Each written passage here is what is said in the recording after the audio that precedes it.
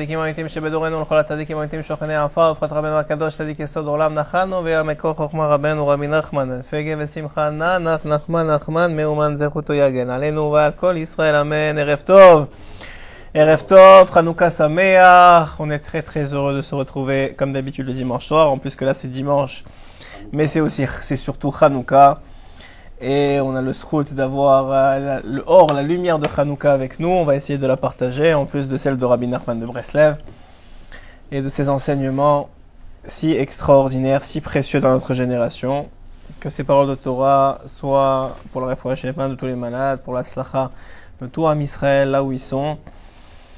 Et en particulier de nos soldats. Et puis, Bezrat Hashem, Besiata Dishmaya, pour la réfoua shlema.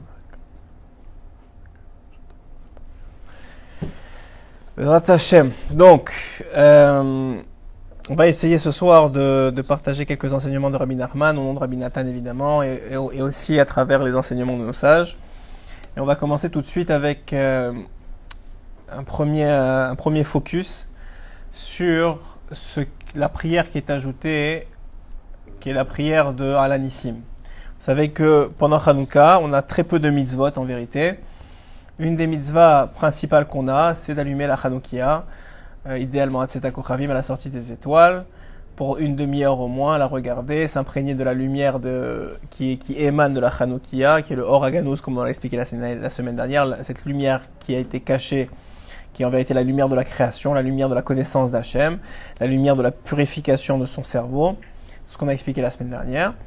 Et donc en réalité, on est là pour profiter de cette lumière-là. C'est c'est la mitzvah de Hanouka. Après ça, Chachamim ont instauré parce que Hanouka, ils ont compris que c'était un zman, c'était une semaine, 8 jours, donc un peu plus qu'une semaine en vérité, 8 jours de Hallel et de Hoda, de louange et de remerciement, et de reconnaissance et de remerciement. Et donc on a installé le Hallel Gamour, qu'on fait tous les matins, avec Bracha, ainsi que la sortie du Sefer Torah, avec un passage très particulier qui est celui de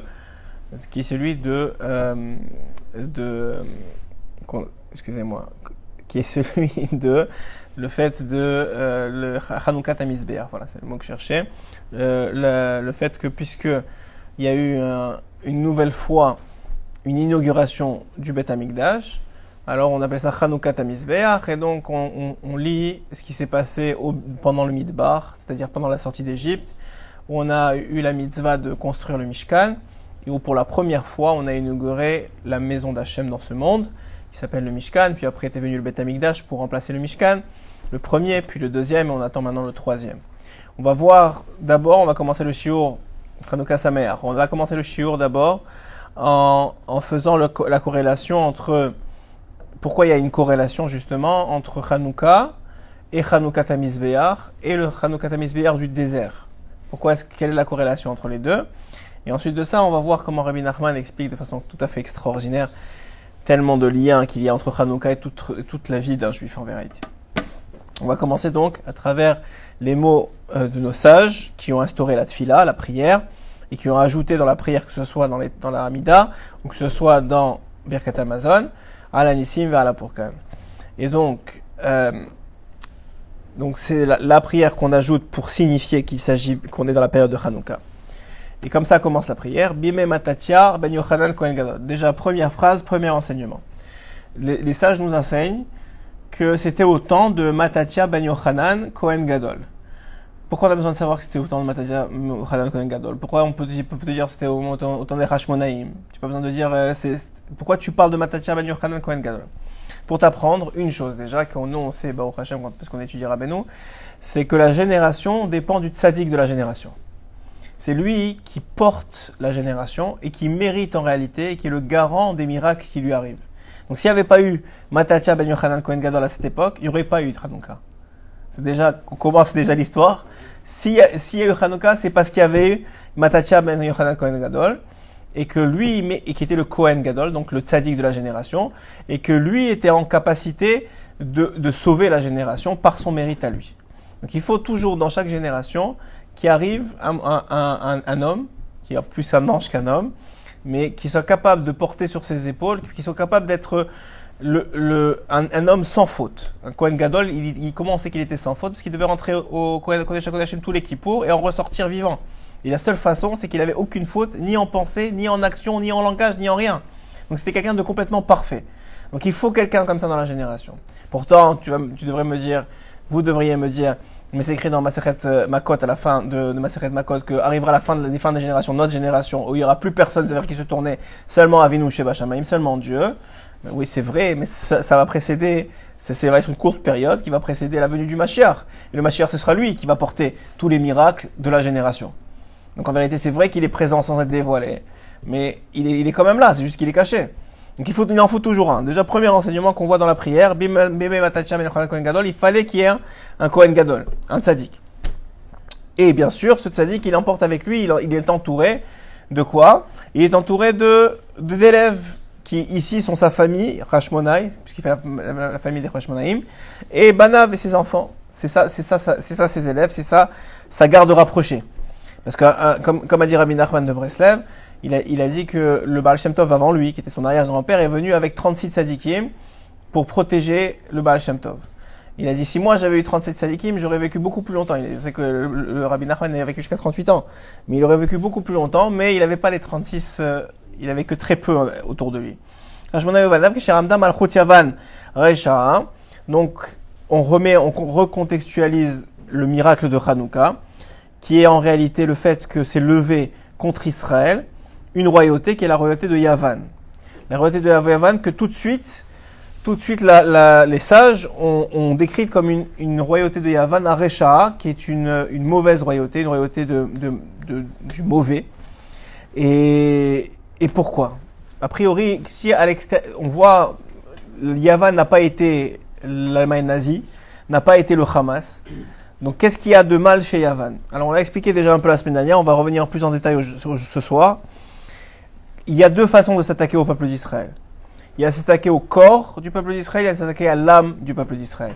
On l'a dit déjà la semaine dernière, s'attaquer au corps, c'est le cas des nazis, c'est le cas du Hamas, c'est très grave, on justifie pas ça, mais ça démontre une certaine bassesse.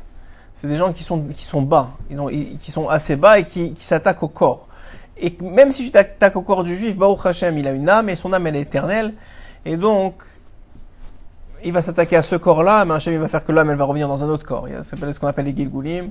On sait que déjà beaucoup des 6 millions de juifs qui ont passé la Shoah, soit ont fini leur tikkun complètement grâce au fait que leur corps a tellement été abîmé, soit s'il leur restait quelque chose à ils sont revenus dans ce monde déjà depuis et ont réparé ce qui avait besoin d'être réparé.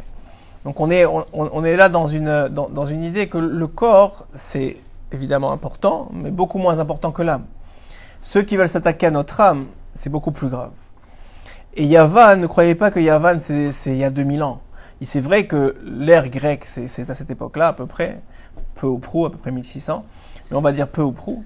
Mais l'idée, elle est pas là. L'idée, elle est que la façon de Yavan, c'est la façon qui existe encore aujourd'hui.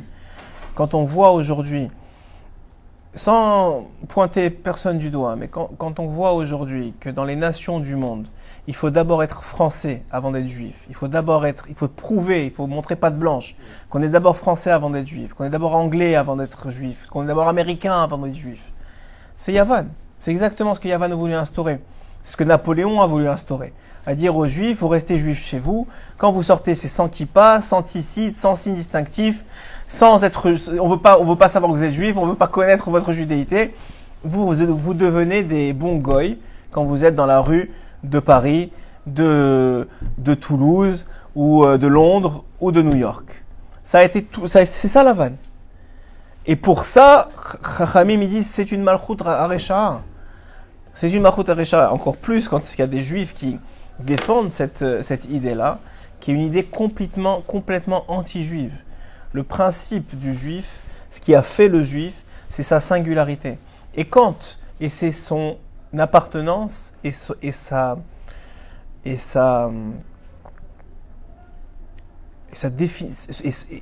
définition en tant que juif, c'est-à-dire les tzitzit, la kippa, la barbe, le fait qu'un juif, ça reste un juif dans toutes les mitzvot, que ce soit à la maison ou à l'extérieur de la maison. C'est pour ça qu'on a toujours vécu en ghetto, justement, pour pas avoir besoin de se confronter aux idéologies qui étaient extérieures à nous. Et c'est pour ça qu'aujourd'hui encore, malgré que on le comprend, tout ce qui dérange ces pays-là, c'est pas vraiment le juif, c'est que le musulman copie le juif et veut instaurer son islam à l'extérieur de la maison. Le problème avec l'islam, c'est qu'il, contrairement au judaïsme qui lui n'est pas prosélyte et qui ne veut pas, encore une fois, qui ne veut pas que les autres soient juifs, l'islam c'est soit tu te convertis, soit il faut te tuer. C'est ça le principe, évidemment, qu'il y a un islam qui est modéré et qui a essayé de faire semblant qu'il n'existe pas cette notion-là dans l'islam. Mais c'est ça l'idée. Donc en réalité, dans le judaïsme, on comprend que c'est pas du tout comme ça. Donc on n'est pas, en vérité, à proprement parler on dit une threat, ça veut dire on n'est pas un danger pour les nations du monde. On n'est pas un danger. Par contre, eux sont un danger pour nous. Dans quel sens? Dans le sens qu'on peut perdre notre identité juive, ce pourquoi on a été amené dans ce monde. Et c'est ça que Yavan a voulu et a été le commencement en vérité. Mais on le voit jusqu'à aujourd'hui. Parce que qu'est-ce qu'a voulu faire Yavan? Ils ont voulu faire oublier la Torah. Alors vous allez me dire, comment vous faites oublier la Torah à quelqu'un qui a appris la Torah depuis qu'il est jeune? Vous avez quelqu'un, mes enfants ils vont aller à l'école de Torah. Si mes enfants, je leur ai appris la Torah jusqu'à maintenant, même si maintenant quelqu'un va leur apprendre autre chose, ils ont en eux la Torah. Donc, le problème c'est qu'ils n'ont pas voulu. Ça veut dire quoi faire oublier la Torah? Faire oublier la Torah, ça veut d'abord dire, et avant tout, ça veut dire faire oublier qu'est-ce que c'est la Torah. Et la Torah, c'est le seul lien qu'on a dans ce monde avec Dieu. C'est ça qu'ils ont voulu faire oublier. Parce que la réalité, c'est que Yavan, ça ne les dérange pas la Torah. La preuve, c'est les premiers à l'avoir traduite. Ils ont pris les 70 sages, les ont séparés dans 70 chambres, ils les ont forcés à traduire la Torah. Il y a eu un miracle, chacun l'a traduit différemment à certains endroits de l'origine de la Torah, mais de la même façon, pour pas que ça heurte, pour plein de raisons différentes, les Chachamim se sont retrouvés à traduire de la même façon la Torah. Même si elle est intraduisible en vérité, mais on va dire dans les grandes lignes. Et donc quoi? Donc on voit bien que ça a intéressé, de la même façon qu'aujourd'hui, en Corée du Nord, on étudie, en Corée du Sud, je me rappelle, une des deux Corées, on étudie la Gemara, parce qu'on a compris que la Gemara rendait intelligent. Okay? Mais nous, on n'étudie pas la Torah parce que ça rend intelligent. On n'étudie pas la Gemara, on s'en fiche d'être intelligent. C'est-à-dire, l'intelligence c'est une conséquence, mais c'est pas ça qu'on cherche. On cherche pas la Torah parce que c'est beau. On cherche pas la Gemara parce qu'elle rend intelligent. On cherche la Torah, on cherche la Gemara parce qu'on cherche Dieu. Et que on sait, Baruch Hashem, que c'est ça le vecteur pour arriver à Dieu, pour connecter avec Dieu, pour faire la volonté de Dieu, pour comprendre ce que Dieu veut de nous. C'est ça que nous on a compris et que les nations ne comprendront jamais. C'est que ce qu'il y a derrière moi, les rouleaux de Torah, si Hachem avait dit c'est pas ça, c'est autre chose, on aurait dit ok, autre chose, pas de problème. Nous ce qu'on veut c'est Dieu. C'est comme le Mashiach. Tout le monde attend le Mashiach, mais non, on veut pas le Mashiach. L'autre ils disent ouais, l'acrobatie va revenir, l'autre ils disent on s'en fiche, c'est qui? On s'en fiche, nous ce qu'on veut, c'est Dieu. Nous ce qu'on sait, c'est que le Mashiach, ce qu'il va venir faire, c'est qu'il va dévoiler la royauté de Dieu par différentes étapes. Il va gagner la guerre de Gog ou Magog, il va faire descendre le troisième Beth Amikdash, il va apprendre aux Juifs à se comporter comme des Juifs, il va leur apprendre à prier. C'est ça qui nous intéresse. Ça nous intéresse pas, c'est qui le Mashiach. La preuve, c'est que le même Mashiach lui-même, il te dit quoi? Qu'est-ce qu'il dit Rabbi Nachman de Brest? Il avait dit le Mashiach, il va vous apprendre des choses que vous savez déjà. Ne croyez pas qu'il va vous faire des inventions. Tout ce que vous savez déjà, mais la seule différence, c'est que moi je peux vous parler jusqu'à demain, ou n'importe qui en réalité peut parler jusqu'à demain. Je vais vous enseigner des choses qui sont écrites dans la Torah, mais parce que je suis pas, moi personnellement, je l'assume, et n'importe qui d'autre, on se travaille, mais on n'est pas le Mashiach, on n'est pas des gens parfaits, on n'est pas des Torahs vivantes, on est des gens qui étudient, qui essayent de travailler sur leur méthode et de transmettre un message, mais on n'est pas parfait, on est loin d'être parfait. Et donc cette imperfection-là fait en sorte qu'il y a qu'une partie du message qui peut passer, la partie que j'ai intégrée jusqu'à maintenant, le reste j'ai pas encore intégré, donc je peux pas vous passer. Mais le Mashiach il a tout intégré, il vit cette Torah, c'est une Torah vivante. Donc si c'est une Torah vivante à 100% et que tout ce qui est écrit, il le fait dans les moindres détails, lui quand il parle, ça passe. C'est ça la différence, c'est que le Mashiach, il est parfait. Le Mashiach, il a aucune faute sur lui. Donc quand lui il parle, tout passe. Donc si lui maintenant il vient te dire, tu sais quoi, tu es quelqu'un d'extraordinaire. Même moi si je te le dis, tu vas dire ok, mais peut-être c'est pas vrai, mais si le Mashiach dit, tu sais quoi, Hachem, il t'aime. Hachem, il veut t'entendre. Hachem, chaque juif, vous avez aucune idée à quel point chaque juif est précieux aux yeux d'Hachem. Combien tu es précieux aux yeux d'Hachem, tu n'as aucune idée comment c'est. Moi, je peux te raconter jusqu'à demain, ça va rentrer, mais ça va être difficile. Moi, je parle de moi mais n'importe qui en réalité, il va te dire ça va rentrer. Même Rabbi Nachman, qui a voulu faire rentrer ça a été difficile. Mais le Mashiach, il va venir, ça va rentrer dans ton cœur, tu vas comprendre, tu vas sentir la vérité. Tu vas sentir que oui, Hachem, il est précieux à ses yeux. Que oui, Hachem, il veut t'entendre. Que oui, il va avoir une relation avec toi. Que oui, tout ce qui compte dans ce monde, c'est d'avoir une relation avec lui. Et une fois qu'il aura créé ce lien-là, même le Mashiach, il va dire, c'est bon, j'ai fait mon travail. Maintenant, va parler avec Hachem, va faire ta avodat Hachem de ton côté, direct, avec Akadosh Baruch Hu. Et les nations du monde, elles auront comme lien le peuple d'Israël. C'est ça la réalité qui va arriver. Donc le Mashiach, en réalité, même lui, il lui dit, mais moi, je suis rien, je suis qu'un lien. Donc de faire de lui un Dieu, c'est une absurdité incommensurable. Donc l'idée, elle est quoi? Il est que ce qu'ils ont voulu faire oublier Yavan, et ce que veut faire oublier aujourd'hui toutes les nations du monde qui essayent d'assimiler le juif, c'est pas le cas de tout le monde, mais il y en a qui veulent assimiler, cette façon d'assimiler par la négation de ce qu'on est, eh bien en réalité, c'est exactement le même travail, c'est de faire oublier pas la Torah en tant que livre de Torah, en tant qu'étude intelligente de ce qui est écrit dans le Talmud, ou de Pilpulim, ou de réflexion. C'est pas ça qu'ils veulent faire. C'est quand tu t'assois devant un texte de Torah, de te faire oublier que c'est Dieu. C'est Dieu qui te parle, c'est Dieu qui est là avec toi, c'est Dieu qui te veut, c'est Dieu qui attend de toi une relation, c'est Dieu qui te lance un message. C'est leur relation avec Dieu qui veut le faire oublier. C'est ça qui les gêne. Pourquoi? Parce qu'ils veulent un Dieu qui soit soumis à leur volonté à eux. Et pas eux être soumis à la volonté de Dieu. Ou la avira mechukeret sonar. Et donc, Chachamim, on dit dans la tfila, qu'ils ont voulu nous faire éloigner de ta volonté.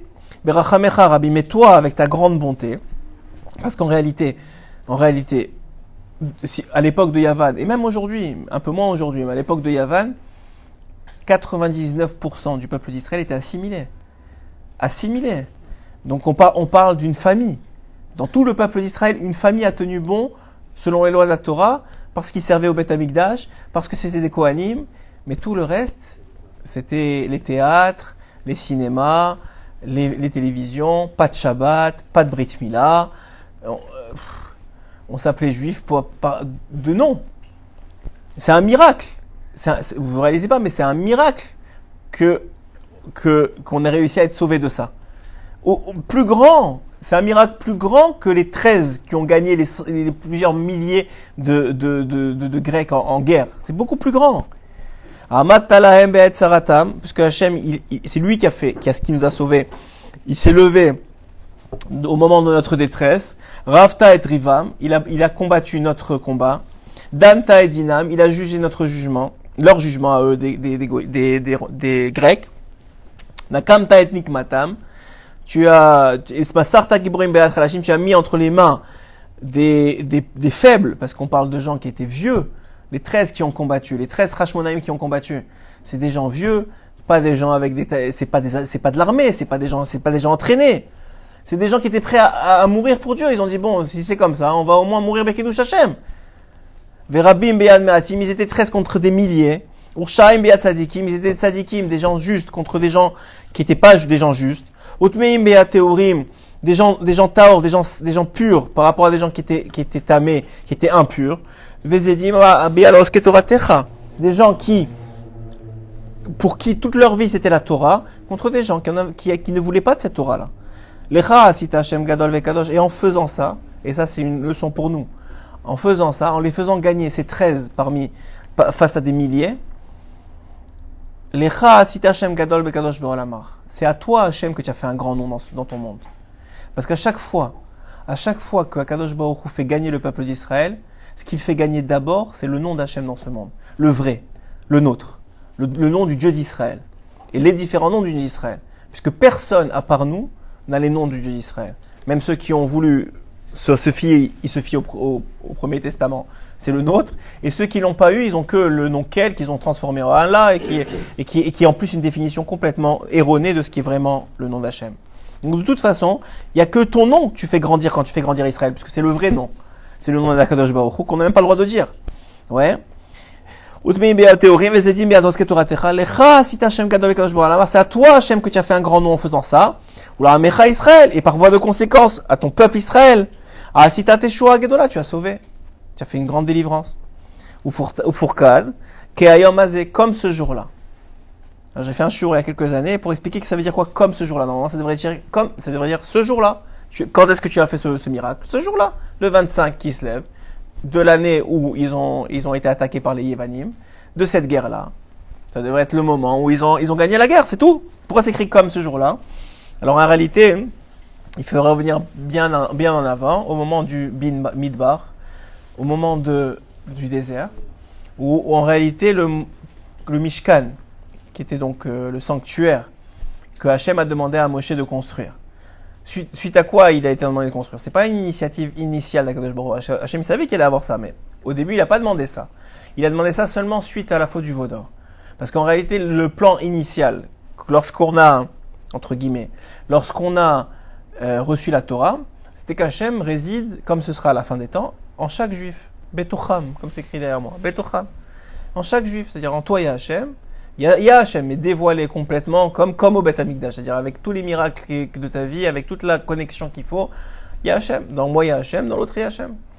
Maintenant, ça, c'était le plan initial. Maintenant, quand on a fauté, on a fait la faute du veau d'or, Hachem, il a dit, maintenant, je peux plus résider en vous complètement. Je peux, à certains moments, à certaines fêtes, à certains endroits, chez certaines sadikim. Mais ceux qui fautent, comment je vais résider complètement, dévoiler? Je peux pas dévoiler avec des gens qui fautent. Je peux te cacher avec des gens qui fautent. Mais dévoiler, je peux pas. Donc, qu'est-ce que je vais faire? On va créer, il a dit à Moshe, on va créer un endroit où je vais être toujours là-bas. Toujours dévoilé là-bas. C'est quoi? C'est le Beth Amikdash. C'était le Mishkan. Donc il a demandé aux Bnei Israël de faire le Mishkan. Tout de suite, les Bnei Israël, ils avaient tellement honte et tellement, ils étaient mal d'avoir fait le veau d'or. Ils ont tous amené de l'argent, de l'or, du cuivre, du lin, tout ce qu'il y avait besoin. Très très vite, ils ont fait le Mishkan. Quand est-ce qu'ils ont fini le Mishkan? Ils ont fini le Mishkan le 25 qui se lève. Le 25 qui se lève. Maintenant, donc le jour de Hanouka. Mais Hachem, ils sont venus voir tous Moshe, quand est-ce qu'on ouvre le Mishkan, quand est-ce qu'on inaugure le Mishkan? Je vais parler avec Hachem, il va parler avec Hachem. L'Idrash dit, Hachem lui dit non, il faut attendre. Attendre? Ok, on attend. Jusqu'à quand? Jusqu'à Rosh Chodesh Nissan. Rosh Chodesh Nissan. Donc maintenant, à ce moment-là, le Midrash dit que l'ange du mois de Kislev, il est venu voir Hachem. Il lui a dit, pourquoi tu m'as enlevé l'inauguration? Qu'est-ce que je t'ai fait? Nissan, il y a déjà Pessah. Moi, j'ai rien dans mon mois. Pourquoi tu m'as pas laissé au moins le 25 qui se lève, que j'ai l'inauguration du Mishkan? Alors, Hachem lui a dévoilé la chose suivante. Il a dit, j'avais besoin de toutes ces retsonotes positives, toutes ces volontés positives en potentiel pour faire un très très grand miracle dans les années à venir. C'est quoi ce très grand miracle? C'est le miracle de Hanouka. C'est-à-dire que le miracle de Hanouka, où est-ce qu'il trouve son essence? Où est-ce qu'il trouve son origine? Il trouve son origine dans la volonté qu'ont eu les Béné Israël de construire le Mishkan. De faire résider Hachem dans le monde. Une volonté qui était absente de la génération des Grecs, de l'époque des Grecs, puisqu'ils avaient été complètement assimilés. Donc ils n'avaient plus cette volonté. Donc où est-ce que Hachem va trouver les arguments contre le Samer même, contre les forces du mal, de faire ce miracle-là? Il faut qu'il y ait une base. Je vous ai expliqué plein de fois que Hachem, depuis qu'il a donné la Torah dans ce monde, il a soumis le monde aux règles de la Torah. Donc il lui faut des arguments valables. Et les arguments, il les a trouvés des années avant, au moment où les Béné Israël voulaient construire le Mishkan, et Hachem leur a dit non. Maintenant, eux cette volonté, il n'y a pas une volonté, ça c'est aussi un enseignement extraordinaire, il n'y a pas une volonté positive qui est la chave, qui est jetée par terre, qui est jetée à la poubelle. Non, elle est gardée et elle est utilisée au bon moment. C'était quand le bon moment? C'était au moment où il fallait sauver le peuple d'Israël face à l'agression des Grecs. Donc ça c'est, pourquoi c'est écrit Ke'ayom Hazeh, c'est en référence au 25, ça c'est le Levouche, tout ce que je vous dis c'est le Levouche qui dit ça, au 25 qui se lève du temps du Midbar. Et c'est là aussi la raison pour laquelle on lit on lit dans la Torah tous les matins, quoi? La partie qui correspond à l'inauguration du Mishkan. Maintenant vous comprenez pourquoi on lit ça tous les matins. Et après sont venus tes enfants pour inaugurer donc encore ta maison une nouvelle fois. Au finu et echalecha, et ils ont nettoyé ton echal, ton makom, et tiaru et migdashecha, ils ont sanctifié, ils ont nettoyé, ils ont sanctifié le Bet Amikdash, ils ont allumé avec cette fameuse huile qui vient, je vous l'ai expliqué déjà dans un autre shiur, qui vient d'où? Qui vient de Yaakov Avinu.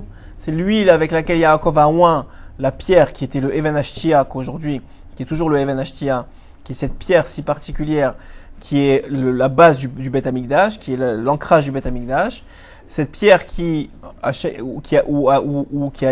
été faite de 12 pierres, donc des 12 tribus, de cette unité des 12 tribus, qui, lorsqu'on est unis, permet l'onction. Cette huile a été par miracle récupérée par Hachem, pas seulement d'ailleurs pour le miracle de la fiole des 8 jours, mais c'est elle qui a été utilisée pour oindre Shaul HaMelech, c'est elle qui a été utilisée pour oindre David HaMelech, c'est elle qui sera utilisée dans le futur pour oindre le Mashiach. Donc cette huile, elle existe encore, elle est cachée quelque part, elle ressortira au moment où on aura besoin qu'elle soit ressortie.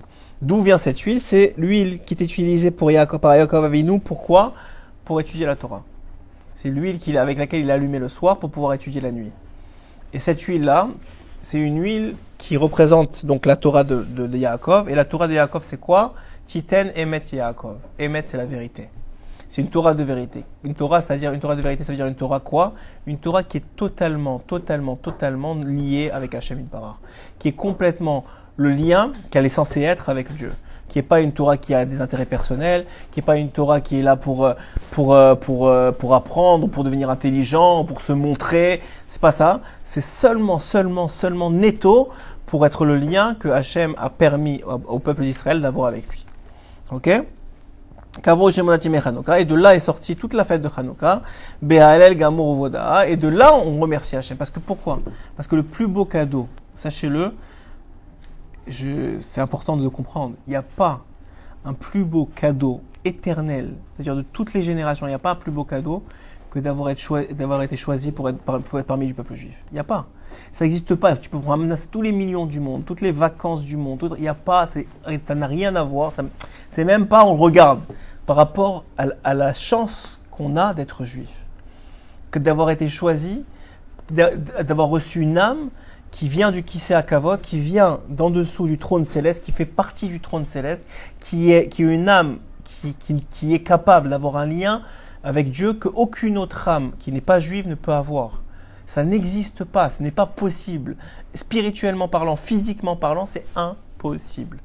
C'est impossible. C'est comme si vous n'avez pas le passeport. Vous voulez rentrer, mais vous pouvez pas, il n'y a pas le passeport. Et ben, le juif, il a été choisi sans le demander.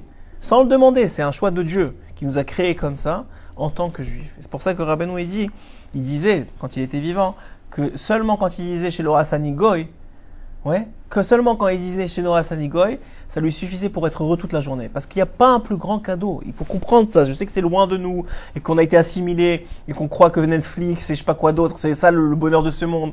Mais il n'y a pas un plus grand bonheur que d'être juif. Il n'y a pas. Parce que ça garantit une éternité de lien avec Hachem. Même quelqu'un qui a choisi, pour X ou Y raison, de se convertir à une autre religion, il reste juif. Il aura des tikkunim après dans le Geina, mais après ça le Tkafakela.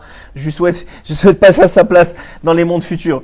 Mais à la fin, il reste juif. C'est une âme juive qui appartient au Kisei HaKavod, qui appartient au trône céleste. Et ce lien-là, personne d'autre ne l'a.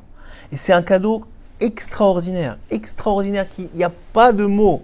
Il vous dit, règle de ça, on peut remercier. Et donc c'est ça qu'il dit ici. Pourquoi est-ce qu'on fait le Hallel pendant cette période-là? Parce que Hachem, il nous a gardé ce lien. Il nous a gardé juifs. Il a gardé le judaïsme. Même ceux qui se sont assimilés. Soit ils ont fait tchouva, soit ils sont revenus en Gilgoul. Mais ils restent juifs. On fait partie des 600 000 âmes qui ont reçu la Torah. Et pour ça, on remerciera Hachem pour l'éternité. C'est là. Et donc on va venir maintenant ici, dans l'Écoute à la Chot, pour compléter ce que est venu nous apprendre la Tfila. On va voir on va commencer avec l'Écoute à la Chot Zayin, le dernier, sur Hanouka. Je sais pas si tu veux que je te donne le truc, comme ça tu suis un peu. Ici, on va l'Écoute à la Chot Zayin, sur Hanouka, ça c'est Vav. Ishtabar Shemo Lad, Ishtabar Shemo, Ishtabar Shemo Lad. Pourquoi ici il y a Vav? Je vois pas le Zayin. Est-ce qu'il l'a pas le Zayin? Ah si, Ayin Batora. Ici. Alors, on continue. Donc il dit Rabbi Nathan. Où est-ce qu'on va commencer? כי בחנוכה צריכים להמשיך הרחמנות האמיתית של הצדיק, האמת, שהיא להוציא את ישראל מהעוונות על ידי הדעת שמאיר בהם. Hanouka, c'est l'occasion, on a dit, de purifier notre esprit grâce aux lumières spirituelles de Hanouka, qui sont là pour être regardées. Et en les regardant, on a expliqué que Rabbi Nathan explique qu'on purifie le liquide qu'on appelle le liquide synaptique, je crois, dans les termes exacts, qui est donc le liquide synaptique dans lequel baignent les neurones de l'homme. Et ces neurones, en réalité, c'est ce liquide-là qui a été abîmé et qui est continué à être abîmé par les nations du monde lorsqu'un homme juif apprend leur façon de penser, pense comme eux, réfléchit comme eux et se fait assimiler. C'est ça l'assimilation. L'assimilation, elle est d'abord au niveau du da'at, au niveau de la conception de la vie, au niveau de la compréhension, au niveau de comment réfléchir. Nous qui avons été à l'école non juive, donc on a été dans une école pour la plupart française, on sait qu'on nous a appris à réfléchir, mais pas comme la Gemara. D'ailleurs, pour ceux qui ont fait tchouva, la Gemara au début c'était très compliqué. On comprenait pas, c'était très illogique même, alors que c'est ça la vraie logique. Mais comme on nous a pas mis ça dans le berceau, malheureusement. Mais bon, Hachem, il a ses plans, il sait pourquoi. Et on devait réparer sûrement d'autres vies. Et donc là, non par choix cette fois-ci, on est né dans ça, mais parce que nous, tous ceux qui sont nés dans les pays étrangers depuis, que ce soit du Maroc à la Tunisie, en Algérie, en France, en Espagne, on a tous été assimilés d'une certaine façon. Et donc, on nous a appris à réfléchir pas comme des juifs. Et ça, qu'est-ce que ça a fait? Ça fait que ça a impurifié le liquide dans lequel baignent les neurones. Maintenant, comment c'est fait un neurone? Pour ceux qui connaissent un peu la biologie, un neurone, c'est une cellule, un certain type de cellules qui sont contenues dans le cerveau et qui communiquent l'une avec l'autre par des impulsions nerveuses, des impulsions électriques. Comment ça marche? Vous avez une cellule qui est le cœur de la cellule. Vous avez des bras de cette cellule qui vont de la cellule vers une autre cellule. Et ce bras-là a une main, et cette main, elle touche l'autre cellule, et il y a des impulsions électriques qui se font comme ça. Et c'est comme ça qu'en réalité, de façon extraordinaire, les pensées sont communiquées, et la réflexion, tout ce que le cerveau, il est possible d'accomplir. Donc en réalité, qu'est-ce que dit Rabbi Nathan ici? Il dit que le moment de Hanouka, c'est un moment de purification de ce liquide-là, de la façon de penser, la façon de réfléchir. Parce qu'en réalité, je saute un plein de lignes, je m'excuse, mais j'ai surligné pour que ce soit plus clair et plus simple aussi, parce que c'est quand même assez long. Parce qu'en vérité, l'essentiel de la bonté que tous les tzadikim de génération en génération viennent dans ce monde pour faire, c'est pour inculquer, ancrer le Emet, la vérité, dans Israël. C'est-à-dire quoi? Les éloigner de la faute, des fautes, et de les rapprocher de Dieu. C'est ça que font tous les tzadikim. C'est la raison d'être de tous les tzadikim de toutes les générations. Oui. Et de tous les livres de Torah écrits par les tzadikim d'ailleurs. Ok. Et c'est ça que le verset vient nous apprendre. Lorsqu'il dit Titen emet le Yaakov, que Hachem il donne la vérité à Yaakov, le chesed Abraham, la bonté à Abraham, dit Rabbi Nathan, sheikar chesed le Abraham, chez Hachem idbar noten lanu, hu haemet le Yaakov. Vous savez ce qui est l'essentiel de la bonté que Hachem donne à Abraham et donc à ses descendants, c'est le émet qu'il donne à Yaakov. C'est ça l'essentiel de la bonté. C'est la vérité de la Torah, parce que Yaakov c'est la Torah, mais pas n'importe quelle Torah, encore une fois, on le répète, c'est la Torah qui est utilisée comme lien avec Akadosh Baruch Hu, qui a pour but d'être le lien, de découvrir qu'est-ce que veut Hachem de nous, de découvrir qui est Hachem, c'est ça la Torah. Pas comme une fin en soi, mais comme un lien, comme un moyen. Et donc, c'est en donnant accès au peuple d'Israël, donc aux enfants d'Abraham, et aux enfants de Yaakov, puisqu'on est tous les enfants d'Abraham, Yitzhak et Yaakov. Donc, et d'ailleurs, on est les seuls à être les enfants de ces trois-là, Abraham, Yitzhak et Yaakov. Donc, puisque c'est quoi le chesed qu'il fait à Abraham? C'est en donnant la vérité, la Torah à Israël. Ok? Alors, il dit, Gam yesh le'avaer rod akavanotana le'atzot umara, ma shekatuv sham shebe'emet ekie pe'amim ekie. Alors, il dit, voilà, un homme, il faut qu'il sache une chose. Un homme, il n'est pas là pour devenir Baba Saleh. Il n'est pas là pour atteindre une finalité. Le juif, il n'est pas là pour devenir intelligent, il n'est pas là pour devenir riche, il n'est pas là pour devenir beau, il n'est pas là pour tout ça. Il est là pour une seule chose, il est là pour Dieu. il est là pour Dieu. Il faut se rappeler ça, c'est un modo, on est là pour Dieu. C'est-à-dire on est là pour chacun à son niveau, chacun dans son matzav, chacun dans sa situation, être, je sais pas, j'ai pas envie de dire les pieds, mais ça veut dire être la communication, le représentant, ce que vous voulez. Vous êtes être avec Dieu. C'est ça le but. C'est ça le but. Il dit maintenant, on sait très bien qu'on n'est pas Papa Saleh. Donc un homme, il peut être très loin, mais il est. D'ailleurs, c'est ça quand Moshe Rabbeinu il a dit à Hachem, mais ils vont me demander comment tu t'appelles. Il lui a répondu quoi? Ekié, Asher Ekié. Je le dis de façon pas de la bonne façon exprès, parce qu'on n'a pas le droit de dire le nom d'Hachem. C'est un des noms d'Hachem. Ekié, Asher Ekié. Et Rabbi Nathan il dit, Mazé Ekié, Asher Ekié, je serai qui je serai, en traduction complètement erronée, mais bon, c'est la façon dont on peut traduire. Je serai qui je serai. Il dit c'est Ekié Kafoul Ekié. Ekié Kafoul Ekié, ça veut dire Ekié, donc le nom Ekié, multiplié par Ekié. La valeur numérique de Ekié, c'est 21. Multiplié par 21, ça fait 441. 441, c'est la valeur numérique de quoi? De Emet, de vérité. Donc ce qui voulait dire, une des façons que le nom il peut être interprété, c'est que Hachem il est en train de dire, moi je suis vérité, je suis la vérité. Si tu vas leur dire, je suis Eki Asher Eki, je suis la vérité. Et quand ils vont comprendre que je suis la vérité, c'est pour ça que toutes les autres religions ne font aucun sens, parce qu'elles sont trop versatiles, il y a trop de contradictions, mais ce qui n'est pas le cas dans la Torah. Et donc là, on peut comprendre que c'est ça la vérité. Maintenant, Eki Asher Eki, c'est pas seulement une façon de définir Hachem, c'est aussi une façon de définir le juif. Parce qu'ils étaient en Égypte, ils étaient extrêmement loin, 49e porte de Touma, et on est aussi dans ce cas-là, même on a dépassé les 50e portes, on le sait, sauf que nous on a la Torah, eux ils ne l'avaient pas, mais on sait qu'on est on est extrêmement loin. Maintenant, comme on est extrêmement loin, Hachem, et un juif pourrait se dire, écoute, moi j'ai pas fait Shabbat, j'ai 70 ans, j'ai pas fait jamais Shabbat de ma vie, ou j'ai jamais ouvert un livre de Torah, ou même si j'ai ouvert un livre de Torah, je connais le schéma et un peu une Mishnah par-ci, et j'ai fait 3 pages de Gemara. Et tout le monde peut dire à un moment, qu'est-ce que je suis rien, ça sert à rien. Si je suis pas le Mashiach, alors ça vaut pas la peine. Ouais. Alors Hachem il répond, il dit non. Eki Asher Eki. L'essentiel c'est d'être dans une progression, d'être dans une étape d'évolution. Parce qu'en réalité, moi je m'en fiche que tu sois pas le Mashiach. Moi je veux que tu sois qui tu es, mais que tu sois dans une étape de progression, que tu m'étaquennes qui tu es. Parce que moi je t'ai fait avec tes défauts, mais je l'ai fait exprès. Je t'ai fait avec des problèmes, je t'ai fait avec des mauvaises méthodes, mais je t'ai fait exprès. Je l'ai fait exprès parce que je veux que tu répares ça. Je veux que tu t'améliores par rapport à ça. Je veux que tu deviennes quelqu'un de meilleur. Donc je t'ai fait avec des défauts. Si je voulais te faire parfait, je t'aurais fait un ange. Les anges, ils sont parfaits. C'est la volonté de Dieu, netto. Nous, on est la volonté abîmée. Donc il faut la réparer, mais c'est la volonté abîmée qui est la plus grande. Donc c'est ce qu'il dit ici. C'est qu'Eki Asher Eki, c'était aussi un message pour le peuple d'Israël, pour toutes les générations, pour toutes les galoutes. Parce que la galoute Mitzrayim, c'est la première, mais c'est celle qui définit toutes les autres. Tous les exils, c'est de dire que je sais que vous serez loin.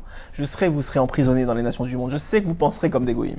Mais juste le fait que vous voulez vous améliorer, que vous voulez vous rapprocher, que vous voulez vous purifier, ça suffit pour que je vous libère. Il dit ici, Anazamin Nemeave, ça veut dire Atzmi Sheyeli Havaya. Quand un homme il fait tchouva, quand il passe à l'étape suivante, il existe un peu plus. Qui c'est qui existe un peu plus? C'est le juif en lui qui existe un peu plus.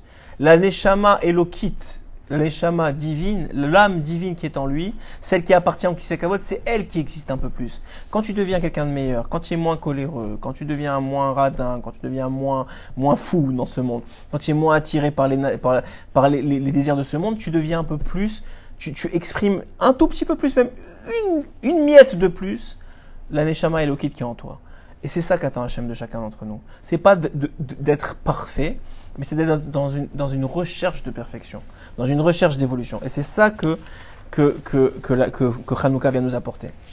On tourne. Il dit même quelqu'un qui veut s'améliorer, c'est sûr qu'il n'est pas parfait, c'est sûr que ça va être difficile. Il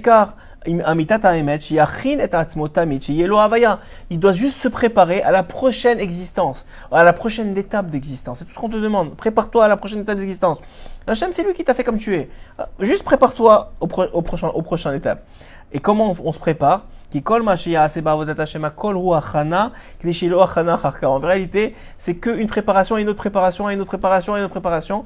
Et quand même Mashiach y viendra, on finira la préparation finale. She'achazik et atzmo kol yamav. Le'achin et atzmo sheyeh lo havaya ba'olam. Il faut qu'il ait une existence dans le monde. Quoi? L'existence de Dieu qui est en lui. Ce qu'on aurait dû recevoir déjà, et ce qu'on a reçu au moment de Kabbalat Torah, et qu'on a perdu au moment de la faute du veau d'or. C'est ce qu'on va réussir le jour, pendant Hanouka. On sait que le jour le plus haut, peut-être on fera sur ça, le jour le plus haut de Hanouka, c'est le 8e jour. Pourquoi? Parce que c'est ce qu'on appelle Alma Deate. Alma Deate en araméen, ça veut dire Olam Haba. C'est le monde futur. Le monde futur, il dépasse les bornes de la nature de ce monde. Les 7 jours de la semaine, le chiffre 7 dans la Torah, c'est limité dans la nature de ce monde. D'ailleurs, c'est pour ça qu'on se retient pendant Shabbat de faire des melachot, de faire des actions, que ce soit allumer la lumière ou d'autres choses, pour montrer à Hachem qu'on respecte la nature. On sait que c'est lui qui l'a créée. Donc on n'a pas besoin d'intervenir dans la nature, puisque toute la semaine on intervient parce que tu nous as demandé. Mais le 7e jour, tu nous as demandé de nous retenir. Pourquoi? Pour que nous, on n'oublie pas qu'en vérité, même quand on intervient, c'est pas nous qui intervenons, et c'est toi qui gères la nature, et c'est toi qui contrôle la nature, et c'est toi qui fais ce que tu veux avec la nature. Mais le 8, c'est autre chose. Le 8, ça dépasse la nature. C'est ce que Hachem a fait avec Abraham Avinu lorsqu'il a élevé au-dessus dans la Torah, lorsqu'il a élevé au-dessus des étoiles. Il lui a dit maintenant, tu auras une descendance. Abraham, qui était en dessous des étoiles, lui, il n'a pas de descendance. Abraham, que je viens de mettre au-dessus des étoiles, c'est-à-dire quoi au-dessus des étoiles? C'est-à-dire au-dessus de la nature, au-dessus des lois de la nature, puisque les étoiles, c'est eux. C'est les astres qui déterminent les lois de la nature, on le sait. Même si aujourd'hui on a perdu la science de l'astrologie, qui était vraie à une époque, qui n'est plus vraie aujourd'hui, parce qu'ils ont tout perdu, ils racontent que des bêtises. Mais à l'époque, il y avait une vraie astrologie. D'ailleurs, le paro, comment il a su qu'allait naître un libérateur d'Israël grâce à l'astrologie. Comment toutes les kishoufim ils se faisaient à l'époque? Grâce à l'astrologie. Donc en réalité, l'astrologie ça marchait. Hachem il a dit ok, l'astrologie ça marche, c'est la loi de la nature. Toutes les nations du monde sont soumises à cette astrologie-là. Mais toi, Abraham, et tous tes descendants, peuple d'Israël, ils seront, s'ils veulent, ils seront au-dessus des étoiles. Et en étant au-dessus des étoiles, ils appartiendront au chiffre 8. C'est pour ça que la Brit Mila, qui ne fait aucun sens, la Brit Mila, c'est le 8e jour après la naissance, parce qu'elle vient soumettre le corps à un Olam Haba, à une éternité. C'est pour ça que les jours de Hanouka sont au nombre de 8, etc. Il y a le nombre de 8 revient à chaque fois que vous voyez le nombre de 8. On parle de l'infini, on parle de ce qui est au-dessus de la nature. Ki bechol makom ufchol darga eshvechina temet sheyecholim lekarev et atzmo l'Hashem yitbarach. Parce que là où vous êtes, c'est dit Rabbi Nathan, quel que soit ton niveau, même si tu es en Thaïlande en train de faire n'importe quoi, sache que là-bas, il y a aussi Hachem avec toi. Il est beaucoup plus caché, mais il est aussi avec toi. Et tu es capable de le trouver là-bas. Et il veut que tu le trouves là-bas. Parce que c'est Hachem qui t'a mis là-bas. Et tu peux faire plaisir à Hachem là-bas. Mais kol makom shehu, là où tu es, chez kol zenim shach al yedei tzadik haemet, et tout ça c'est grâce aux tzaddik de la génération, comme à l'époque des Hashmonaïm, et comme à notre époque aujourd'hui. Et c'est ce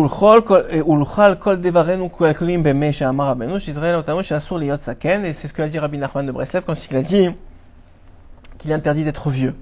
C'est-à-dire quoi interdit d'être vieux? C'est-à-dire qu'un homme il ne peut pas dire je suis arrivé. Ça y est, c'est la fin de ma vie. Ça n'existe pas la fin de la vie chez un juif. Parce que la vie elle est éternelle, ça n'existe pas la fin. Donc on est tout le temps à préparer la prochaine étape.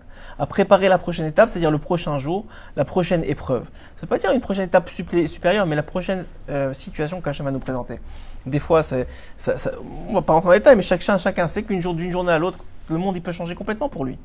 Mais ça, c'est ce que Hachem veut de lui au moment où il est face. Et à ce moment-là, il ne peut pas dire « Attends, je ne comprends pas, j'ai 70 ans, je devrais avoir de l'expérience, je devrais avoir ça, je devrais m'inspirer. » Non, c'est une nouvelle journée, c'est des nouvelles épreuves, c'est un nouveau Yetzerara, et tu dois faire face à ça. Chanukah, dans le mot Chanukah, vous avez Chinuch, Chet Nun Chet, c'est donc éducation, ça veut dire en hébreu éducation. Éducation de quoi? Du He. C'est quoi le He? C'est la Avodat Hashem. C'est la Avoda, He, on sait que c'est l'un des lettres des quatre tétragrammes, qui est donc le service divin. Donc dans Chanukah, on vient t'éduquer. Comme qu'est-ce qui nous a éduqués dans les nations du monde? C'est l'école, leur école à eux. Leur façon de penser, leurs grands auteurs, etc. Donc Hachem vient te rééduquer à travers les bougies de Hanouka, à te repenser comme un juif. c'est-à-dire de recommencer à chaque fois de nouveau. Et même si il est très vieux, il ne doit pas se voir comme quelqu'un de vieux. Et l'essentiel, c'est la vérité, dit Rabbi Nathan dans le prochain paragraphe. C'est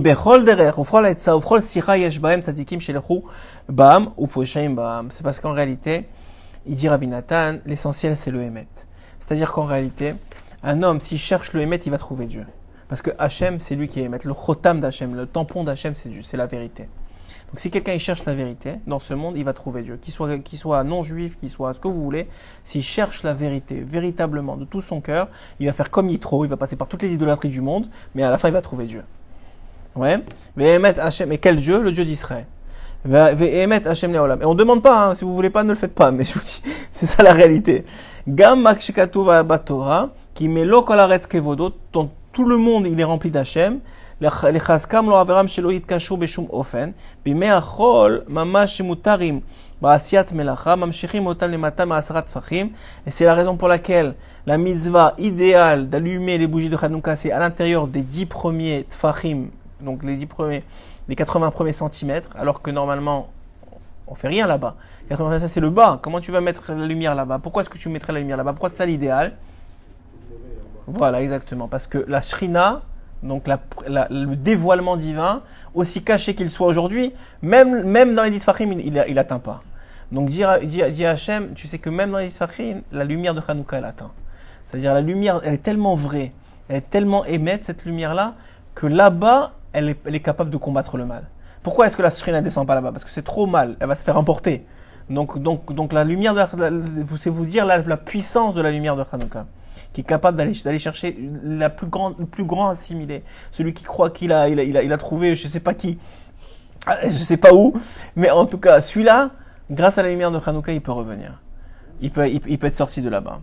C'est pour ça qu'il y avait un rave qui allait dans les boîtes de nuit pour allumer. Vous savez qu'il y avait un rave en Israël, il rentrait dans les boîtes de nuit, il allumait les bougies de Hanouka là-bas. Et pour vous dire que même dans la plus grande Touma, c'est l'une des mitzvahs qu'on peut faire n'importe où. Dans la plus grande Touma, tu vas là-bas, tu allumes, et ça met du or. Ça met beaucoup de lumière. Bechinat Hanouka le Hamshicha Or HaKadosh, les Chol HaMunachim, les Mamash Mamash. C'est-à-dire, et ça va illuminer les plus éloignés des éloignés. C'est ça la force de la lumière de Hanouka. Maintenant, on revient à Vav, parce que je voulais faire à l'envers, mais parce que ça va ensemble. On va faire le Vav. Dans le Vav, il dit comme ça. Ve'aklal shatfila hi bechinat emuna. Bechinat Nisim le Mala Minateva, Bechinat Eretz Israël, Bechinat Yaakov Avinu. Il dit qu'il y a 5 choses qui sont du même aspect. La prière, la foi, les miracles, donc qui font référence ici à Hanouka, qui sont au-dessus de la Teva, parce qu'il y a 2 types de miracles. Vous savez, le Ramban dans Parashat Bo, il a un très très long Ramban très connu de tous ceux qui étudient un peu la Torah, qui explique qu'en réalité tout est miracle. Il y a 2 types de miracles. Il y a le fait d'allumer une bougie, ça allume. Qui a dit que l'huile doit allumer une bougie? Personne. Personne n'a dit une chose pareille. Ouais. Personne n'a dit qu'une bougie doit être allumée par de l'huile. Ça, c'est un miracle. Mais c'est un miracle qui est la miracle de la nature. Il y a des miracles qui sont au-dessus de la nature. Que ça, c'est le fait qu'elle ait duré 8 jours, alors là qu'elle dure un jour, que ça n'a pas existé depuis et que ça n'existera pas, en tout cas jusqu'à, même si ça existait au Beth Amikdash, qu'il y avait le ner tamid, que lui il était tout le temps allumé. Ouais. Mais ça veut dire qu'en réalité, c'est un miracle qu'on n'a pas l'habitude. Ça s'appelle un miracle au-dessus de la Teva. Donc, ces miracles-là, comment on les acquiert?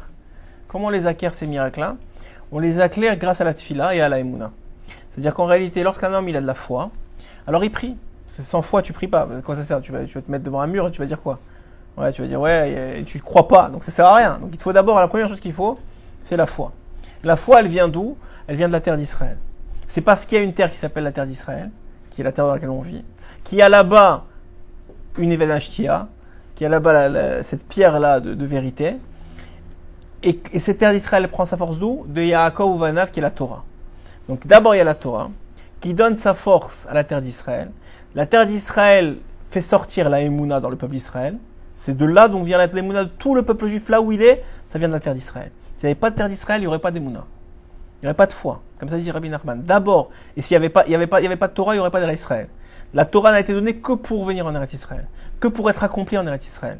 À tel point que le Rambam il dit que tous ceux qui font de la Torah en dehors d'Israël, c'est une phrase très dure, qu'on ne dit pas souvent, mais tous ceux qui font la Torah en dehors d'Israël, ils font semblant. C'est juste pour pas oublier comment faire la Torah pour quand ils vont revenir. Donc c'est pour vous dire à quel point la Torah d'Israël est importante, pour ceux qui croient que elle date des années 60. Donc on dit quoi?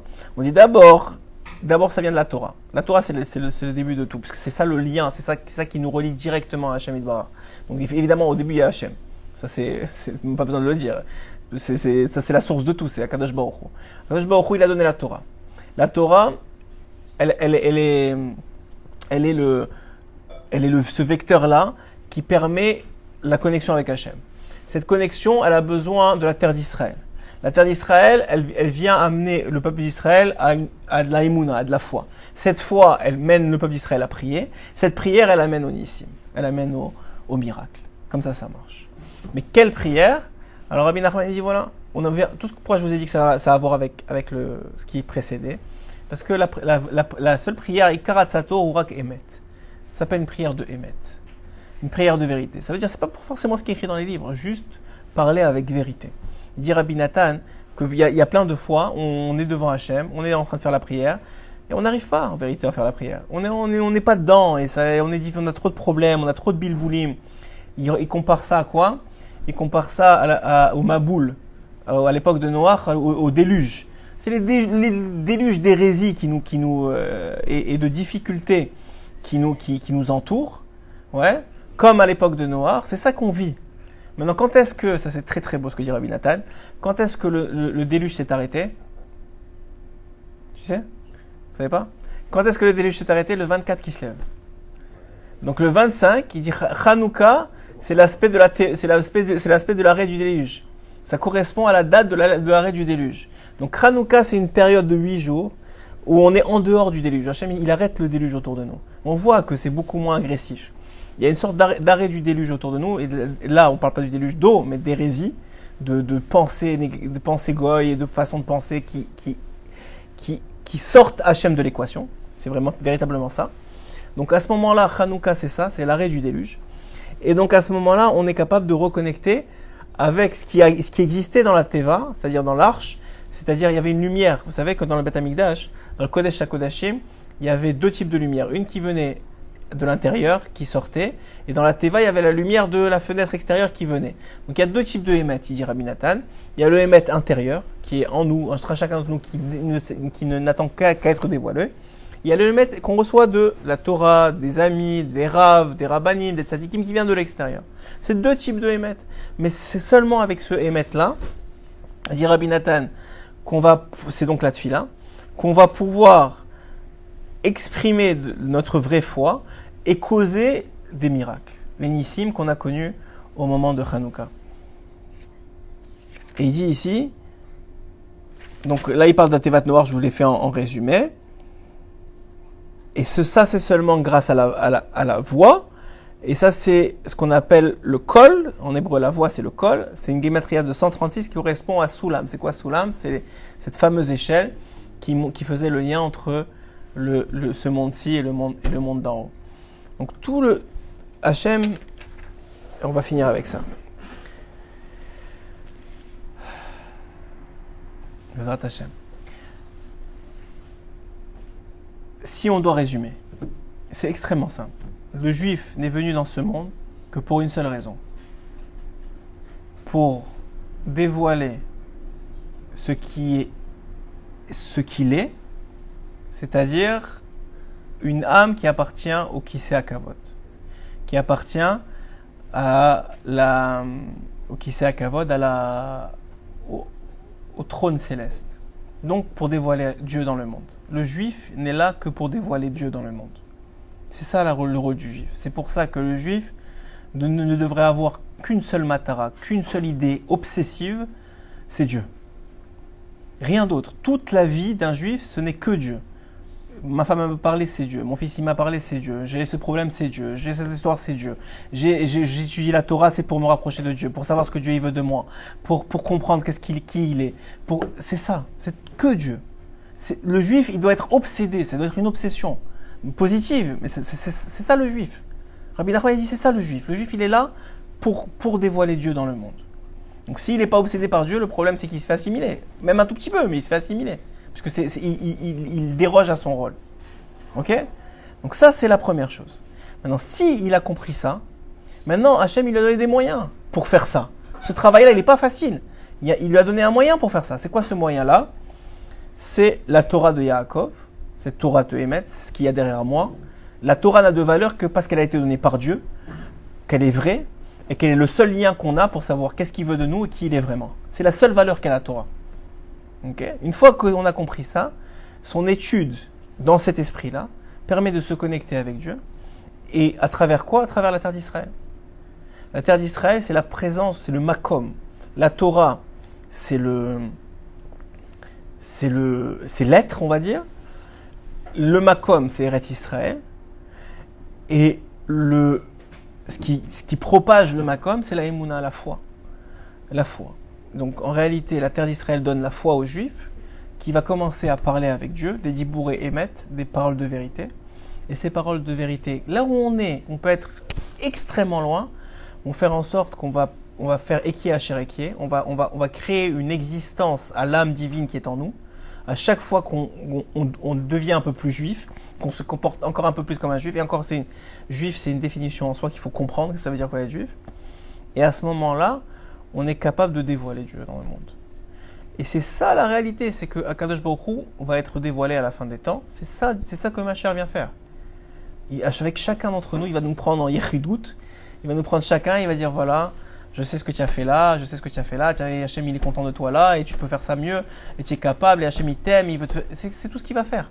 En Yechidout, chacun d'entre nous, il va nous prendre, il va nous dire quel est notre rôle, quelle est notre part dans la Torah. Ouais, le Yanouka, il n'y a pas longtemps, il a dit que les gens, ils aiment pas ils sont pas connectés. Il y a des gens qui sont pas connectés à la Torah parce qu'ils n'ont pas encore trouvé leur part dans la Torah. Chacun on a notre part. Mais si on essaie de nous forcer une autre part que la nôtre, on n'est pas mechaber, on comprend pas. On te dit, normalement, la Torah c'est censé être ton lien avec Dieu. Mais tu as une partie de cette Torah-là qui est ton lien avec Dieu. Si maintenant on te force une autre partie, tu n'as pas de lien, donc tu comprends pas pourquoi j'ai la Torah, ça sert à rien. Parce que la seule raison c'est de créer le lien. Donc voilà l'idée qui est rapportée. Maintenant, qu'est-ce que Hanouka vient nous aider dans tout ça? Eh bien, Hanouka, c'est extraordinaire. C'est qu'on te demande rien. Tu peux passer dans une rue, voir une lumière, tu ne fais même pas attention, tu ne sais même pas qu'elle est là, mais ça t'impacte tellement que tu es capable de purifier toutes les mauvaises façons de penser qui t'ont imprégné depuis ta naissance, et même dans les autres générations. Chazak ou Baruch Adonai l'olam, amen ve amen.